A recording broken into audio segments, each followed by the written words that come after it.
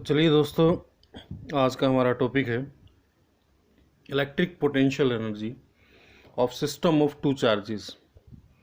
तो हम लोग इलेक्ट्रिक पोटेंशियल एनर्जी जो है वो सिस्टम ऑफ चार्जेस की वजह से फाइंड आउट करना चाहते हैं। दो चार्ज हो सकते हैं, दो से ज़्यादा भी हो सकते हैं। तो हमने यहाँ पर दो चार्ज लिए हैं, तो इस सिस्टम के अंदर कितनी एनर्जी स्टोर है वो हमें पोटेंशियल एनर्जीज की फाइंड आउट करनी है। तो first of all what is potential energy. Potential energy की डेफिनेशन जो है वो क्या होगी यहाँ पर, because energy can neither be created nor be destroyed.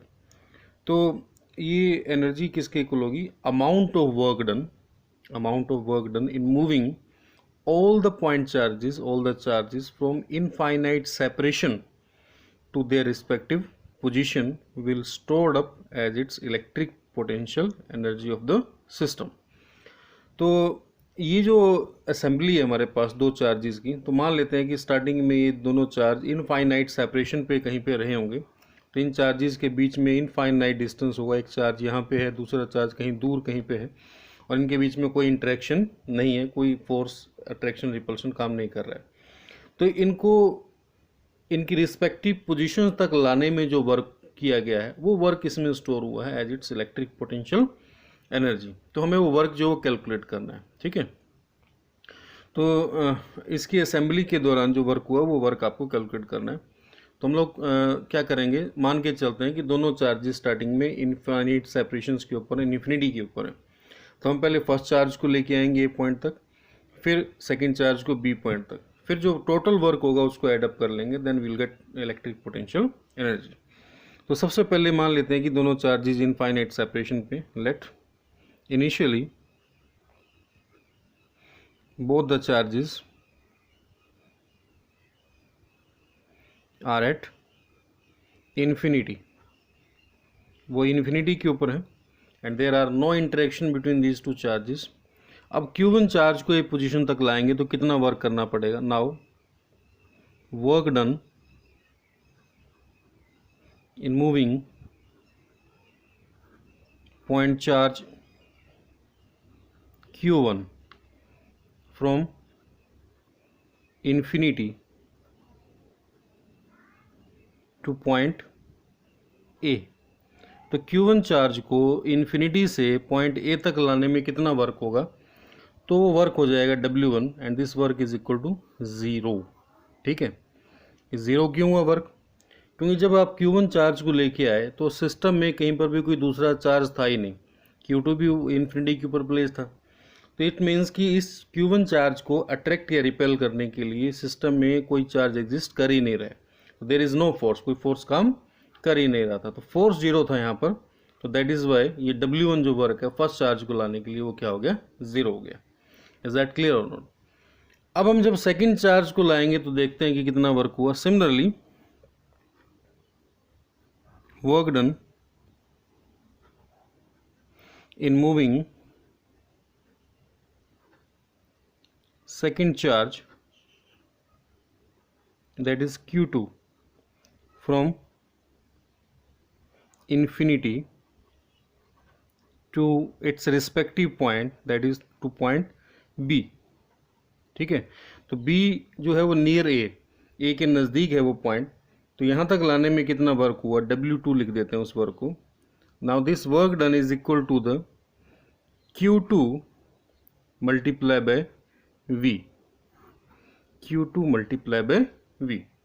अब ये V जो है यहाँ पर ये क्या है, और ये Q2 जो है वो क्या है। Q2 तो ये चार्ज हो गया जिसको लेके आए, V is the potential at point B। तो ये B पॉइंट पर पोटेंशियल है जो इस चार्ज ने, Q1 चार्ज ने प्रोड्यूस किया है। और पोटेंशियल की डेफिनेशन क्या थी, potential is defined as work done in moving unit positive charge from infinity to that point. यानी कि इन्फिनिटी से यूनिट पॉजिटिव चार्ज को B तक लाने में कितना वर्क करना पड़ेगा आपको, वो वर्क जो है वो V के इक्वल है। तो Q2 को लाने में कितना वर्क करना पड़ेगा, वो Q2 इंटू V हो जाएगा। ठीक है, सिंपल सी बात ये। तो इसलिए V जो है यहाँ पर पोटेंशियल है, where V is equal to the KQ1 sorry divided by R। तो ये Q1 ऑलरेडी सिस्टम में आ चुका था चार्ज, ये चार्ज, तो इसने यहाँ पर पोटेंशियल प्रोड्यूस किया हुआ था। तो this is potential, electric potential produced by charge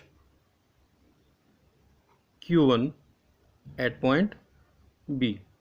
तो बी पॉइंट पर उसने जो पोटेंशियल प्रोड्यूस किया ये वो है। तो ये रिजल्ट जब आप इसमें पुट कर देंगे then you will get net electric potential. तो ये जो नेट इलेक्ट्रिक पोटेंशियल जो then you will get work done, W2 work done जो ये आपको मिल जाएगा। तो ये किसके इक्वल होगा,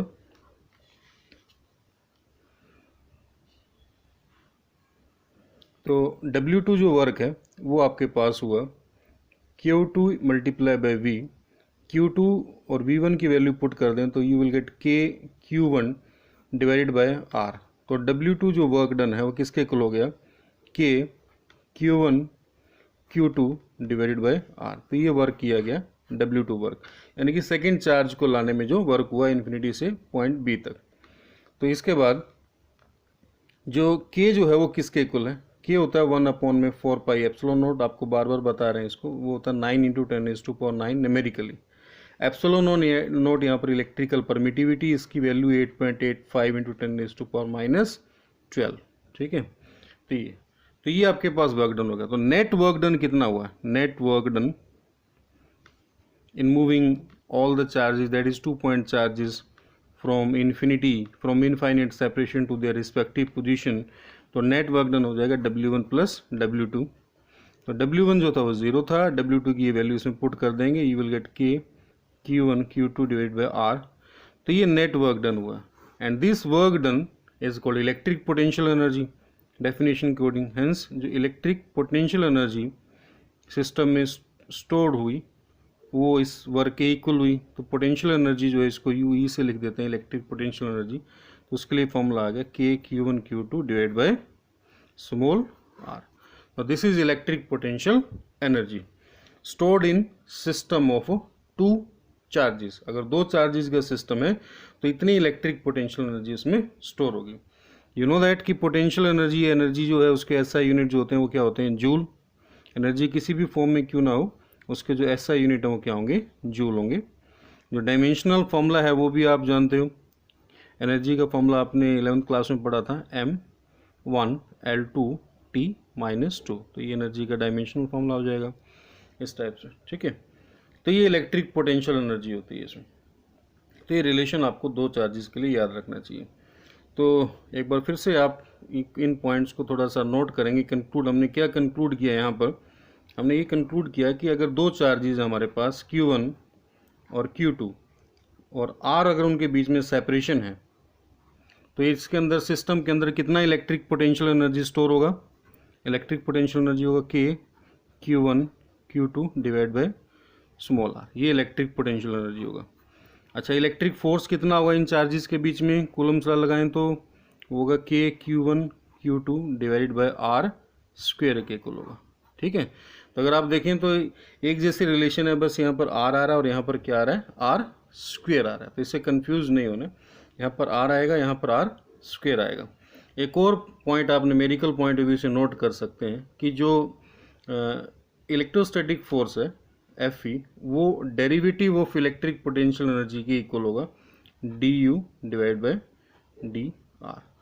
तो अगर हम इसका डेरिवेटिव कर दें पोटेंशियल एनर्जी का, अगर आप देखें डेरिवेटिव अगर आप करेंगे तो k कांस्टेंट है, Q1 Q2 कांस्टेंट है, विद रिस्पेक्ट टू अगर r डेरिवेटिव करें तो r का डेरिवेटिव आपके पास -1/r² हो जाएगा। तो यहाँ पर माइनस साइन भी लगा देते हैं। तो इस टाइप से भी न्यूमेरिकल पॉइंट ऑफ व्यू से जो इलेक्ट्रोस्टैटिक फोर्स है, अगर आपको पोटेंशियल एनर्जी दे रखी है और वो XYZ कोऑर्डिनेट का फंक्शन है तो आप इस टाइप से इलेक्ट्रिक फोर्स जो है उसको फाइंड आउट कर सकते हैं। ठीक है, तो ये था electric potential energy of system of 2 charges. तो इसको एक बार फिर से देख लेते हैं हम लोग कि हमारे पास 2 चार्जेस का सिस्टम था और डेफिनेशन के अकॉर्डिंग हमें वर्क निकालना था इन moving all the point charges from infinite separation. Starting में इन्फिनिटी पर है और इनको रिस्पेक्टिव पोजीशन तक लाने के लिए आपको जो वर्क लगेगा वो वर्क जो है स्टोर होगा पोटेंशियल एनर्जी की टर्म में। तो फर्स्ट चार्ज को लाने में वर्क 0 होगा क्योंकि कोई फोर्स है ही नहीं, सिस्टम में कोई और चार्ज था ही नहीं। सेकेंड चार्ज को जब लाएंगे तो फर्स्ट ऑलरेडी यहाँ पर पोटेंशियल प्रोड्यूस कर रहा है तो उसका work charge multiply by potential हो जाएगा, क्योंकि पोटेंशियल ऑलरेडी होता है work done in moving unit positive charge from infinity to that point. तो ये पोटेंशियल की वैल्यू पुट करने के बाद you will get net electric potential energy, ठीक है। और फोर्स में और पोटेंशियल एनर्जी में ये रिलेशन है कि यहाँ पर आर, यहाँ आर है और यहाँ पर आर स्क्वायर आएगा आपके पास, ठीक है। तो इस टाइप से पोटेंशियल एनर्जी हम लोग कैलकुलेट करते हैं। फिर हम लोग लेते हैं next, we will take electric potential energy of system of 3 point charges. तो 3 पॉइंट चार्जेस का सिस्टम ले रहे हैं, एक Q1 है, एक Q2 है और एक Q3। तो 3 चार्जेस अब हमारे पास सिस्टम में, तो इसकी वजह से हमें इलेक्ट्रिक पोटेंशियल एनर्जी जो है वो फाइंड आउट करनी है, इस सिस्टम में कितना पोटेंशियल एनर्जी स्टोर होगा। डेफिनेशन सेम है कि work done in moving all the point charges from infinity. तो स्टार्टिंग में मान लेते हैं कि सभी चार्जेस जो वो इन्फिनिटी के ऊपर है, तो इनफाइनाइट सेपरेशन पे उनको एक एक करके लाना है। ए पे लाएंगे Q1 को, Q2 को B पे लाएंगे, Q3 को C पे लाएंगे, और जो टोटल वर्क डन है उसको हम लोग कैलकुलेट करके इसमें लिखेंगे, वो इलेक्ट्रिक पोटेंशियल एनर्जी बनेगी। तो फर्स्ट ऑफ ऑल हम Q1 चार्ज को जब लेके आएंगे तो कितना वर्क होगा, we know that work done in moving point charge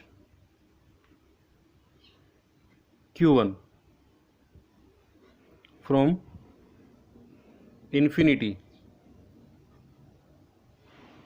to point A।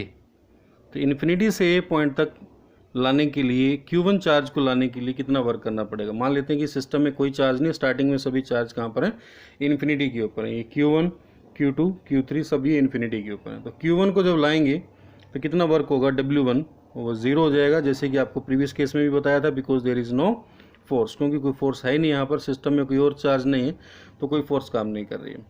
अब हम Q2 चार्ज को लाएंगे। Similarly work done in moving point charge Q2 from infinity two point B, ठीक है जी। अब आपने इन्फिनिटी से लाना है कौन से चार्ज को, पॉइंट चार्ज Q2 को। तो Q1 ऑलरेडी सिस्टम के अंदर है, तो जो नेट वर्क डन हमारे पास वो क्या हो जाएगा, जो पिछले केस में भी आपको बताया था, तो वो हमारे पास हो जाएगा Q2 मल्टीप्लाई बाय V। तो ये V क्या होगा, potential produced by first charge at the site of B। इसको V12 लिख देता हूँ मैं, potential produced by Q1 at B, ठीक है। तो इसकी वैल्यू हम पुट कर देंगे, तो V12 जो है वो किसके इक्वल हो जाएगा, वो हो जाएगा K Q1 divided by R12। तो इसमें और इसमें जो डिस्टेंस है वो मैंने कितना लिया, R12, इसलिए यहाँ पर R12। तो this is potential produced by charge Q1 at point B, ठीक है। तो ये वैल्यू जब आप इसमें पुट कर दोगे तो जो W2 है उसकी वैल्यू पता चल जाएगी, K Q1 Q2 divided by R12। तो ये सेकंड चार्ज को मूव करने के लिए वर्क हो जाएगा। इज दैट क्लियर और नॉट। फिर हम लाएंगे थर्ड चार्ज को, Q3 को पॉइंट C के ऊपर।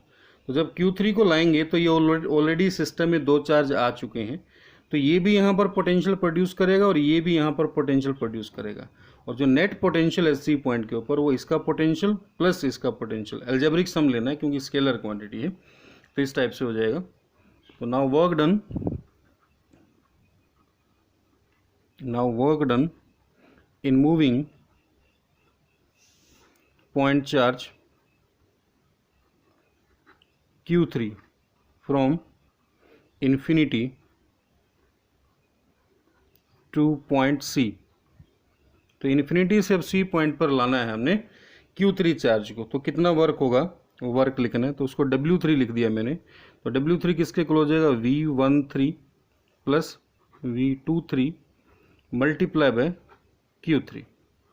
अब ये क्या टर्म हमने लिखा है इसको आप समझ सकते हैं। V13 क्या है, V13 will be potential produced by first charge Q1 charge at point C। V23 क्या है, potential produced by second charge Q2 at point C, क्योंकि ऑलरेडी सिस्टम में आ चुके हैं, इसको हम ला रहे थे। तो ये नेट पोटेंशियल इस टाइप से निकालेंगे, और पोटेंशियल मल्टीप्लाई बाय चार्ज ये क्या होता है, ये वर्क के इक्वल होता है Q इंटू V, ठीक है। तो ये थर्ड चार्ज लेकर के आ रहे थे Q3 और ये नेट पोटेंशियल बन गया यहाँ पर। तो इनकी V13 और V23 की वैल्यू यहाँ पर हम पुट कर देंगे, वेयर V13 ये किस किस के इक्वल होगा, KQ1 डिवाइड बाय R13 के इक्वल होगा Q1, और ये डिस्टेंस R13। तो this is potential produced by Q1 at point C, ठीक है, ये है। सिमिलरली V23 किसके इक्वल है, ये हो जाएगा KQ2 डिवाइडेड बाय R23, ठीक है, KQ2 डिवाइडेड बाय R23, ये इसको यहाँ लिख देते हैं हम लोग। इसमें V23 जो है वो किसके इक्वल है,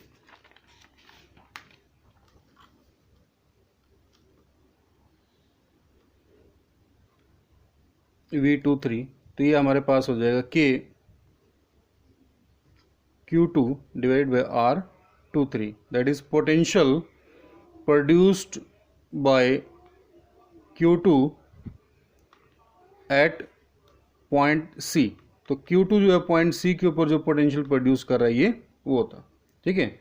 अब इनकी वैल्यू जो आप पुट कर दोगे, दिस इम्प्लाई जो W3 है वो किसके इक्वल हो गया, तो V13 था हमारे पास KQ1 divide by R13, V23 था हमारे पास KQ2 divide by R23 and multiply by Q3। तो Q3 से दोनों टर्म्स को मल्टीप्लाई होगा, you will gate KQ1 Q2 divide by R13 plus KQ2 Q3 divide by R23। तो ये थर्ड चार्ज को लाने के लिए वर्क डन हमारे पास हो जाएगा, ठीक है।